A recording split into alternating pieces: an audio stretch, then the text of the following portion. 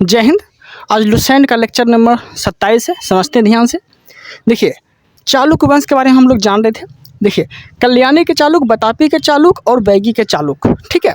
इसका 3 गो वंश इस तरह से था। ओके, समझते हैं ध्यान से। तो हम लोग राष्ट्रकूट वंश पढ़ने वाले थे, पढ़ लिए थे लगभग। राष्ट्रकूट वंश में जो लास्ट शासक था कर्क द्वितीय, ये कर्क द्वितीय को किसने हराया था? तो कर्क द्वितीय को जो है तैलभ द्वितीय ने हराया था, ठीक है। क्योंकि राष्ट्रकूट वंश जब हम पढ़ रहे थे तो उसमें हम देखे थे कि दंतीदुर्र जब उसका स्थापना किया था तो चालुक्य वंश का पूरी तरह सफाया नहीं किया था, ठीक है। उसी में से एक तैलभ द्वितीय था जिसने कर्क द्वितीय को हरा दिया था। और जब कर्क द्वितीय को जब हरा दिया तो तैलभ द्वितीय ने अपना वंश फिर आगे बढ़ाना स्टार्ट कर दिया, ठीक है। तो समझते हैं आप लोग चालुक्य वंश के बारे में जानते हैं। चालुक्य वंश का संस्थापक कौन था? तो तैलभ द्वितीय हुआ, ठीक है। इसने अपनी राजधानी कहाँ बनाया? तो इसने जो अपनी राजधानी बनाया ये मान्यखेत ही बनाया, मान्यखेत को ही रखा, ओके, और मनकीर को ही रखा, ठीक है। किसने? तैलभ द्वितीय ने। और नोटिस करिए, राष्ट्रकूट वंश के अंतिम शासक को तैलभ द्वितीय ने जब हराया था तो राष्ट्रकूट वंश का भी राजधानी कहाँ था? मान्यखेत ही था, ठीक है। मान्यखेत ही था और मानकीर ही था, ओके। तो तैलभ द्वितीय ने जब कर्क द्वितीय को हरा दिया था राष्ट्रकूट वंश के अंतिम शासक को, तो तैलभ द्वितीय ने राजधानी यही रखा, ओके। राष्ट्रकूट को हरा के राजधानी यही रखा। उसके बाद जो है कल्याणी के अगला जब शासक आता है सोमेश्वर प्रथम जब आता है अगला शासक बन के, तो ये क्या करता है? ये अपनी राजधानी को परिवर्तित कर देता है। बोलता है कि जब हम जीते हैं, हम मेरा शासक जीता है, तो राजधानी हम वही क्यों रखें, हम अपना अस्तित्व बनाएंगे, अपना राजधानी अलग रखेंगे। तो फिर राजधानी चेंज करके ये क्या रख दिया? कल्याणी फिर से कर दिया, ओके। कल्याणी फिर से कर दिया। ये कौन? सोमेश्वर प्रथम। तो आपसे क्वेश्चन पूछेगा, कल्याणी के चालुक्य वंश का जो था, कल्याणी के किस वंश ने, कल्याणी के किस वंश ने, किस शासक ने राजधानी परिवर्तित करके कल्याणी फिर से कर दिया? तो आप क्या बोलेंगे? तो फिर सोमेश्वर प्रथम ने किया था। यहाँ तो कोई दिक्कत नहीं है। अब समझते हैं आगे। उसके बाद अगला शासक आता है विक्रमादित्य 5, ठीक है। विक्रमादित्य पंचम, ओके। विक्रमादित्य पंचम जब आता है तो उसके बाद इसके बारे में हम लोग जानेंगे। इसके दरबार में 2 कवि रहा करते थे।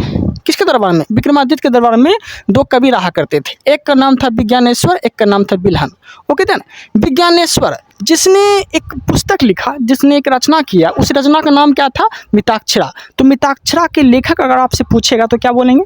तो विज्ञानेश्वर जो है मिताक्षरा के लेखक है, ओके। यहाँ तक कोई दिक्कत नहीं है।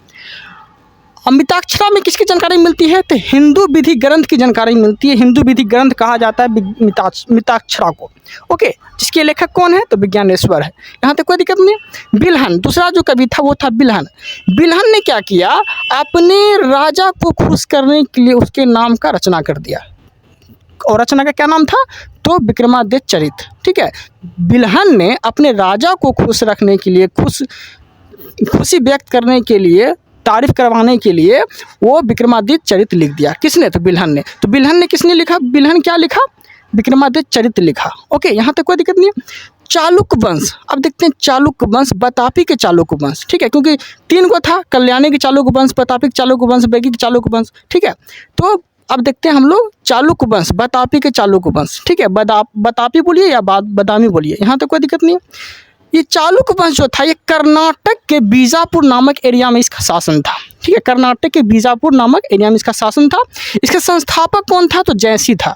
इसके संस्थापक कौन था? बतापी के, बादामी के, तो जयसिंह था, ओके।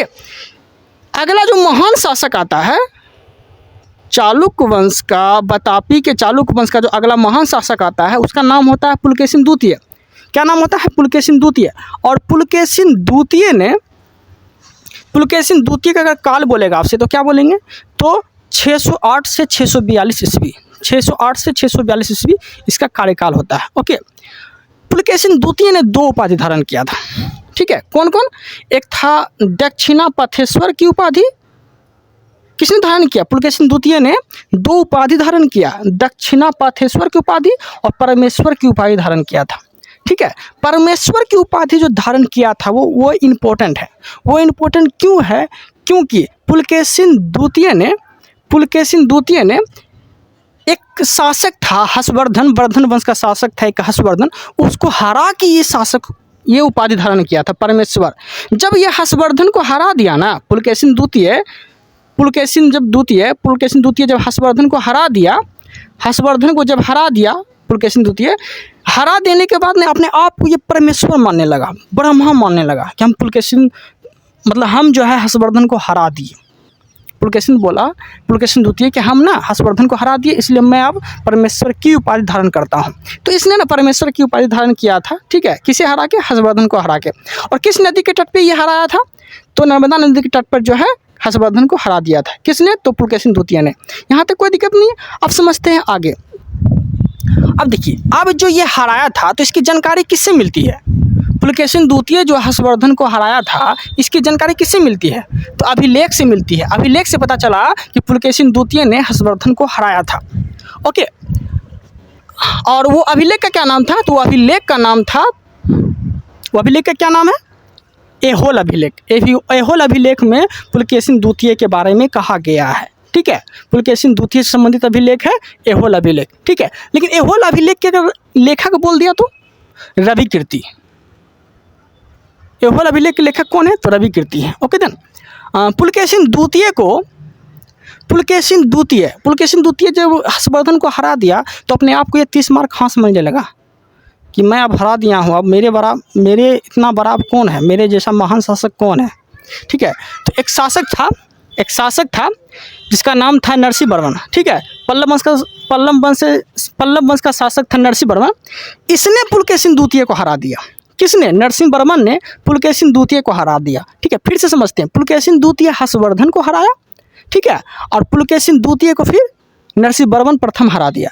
और नरसिंह वर्मन जब हरा दिया तो नरसिंह वर्मन प्रथम ने फिर एक उपाधि ये भी धारण कर लिया। और ये कौन सा उपाधि धारण किया? हरा के बतापी कोण की उपाधि धारण कर लिया। नरसिंह वर्मन प्रथम ने बतापी कोण की उपाधि धारण कर लिया। किसे हरा के? पुलकेशिन द्वितीय को हरा के। ओके, यहाँ तक कोई दिक्कत नहीं। अब समझते हैं ध्यान से। उसके बाद जो है एक वंश आता है फिर चालुक्य बैगी वंश आता है, ठीक है। चालुक्य जब बैगी वंश आता है तो ये बैगी वंश कहाँ पे शासन करता है? तो ये शासन करता है आंध्र प्रदेश में। कहाँ पड़ता है? आंध्र प्रदेश में ये शासन करता है। ओके, चालुक्य बैगी वंश आंध्र प्रदेश में शासन करता है।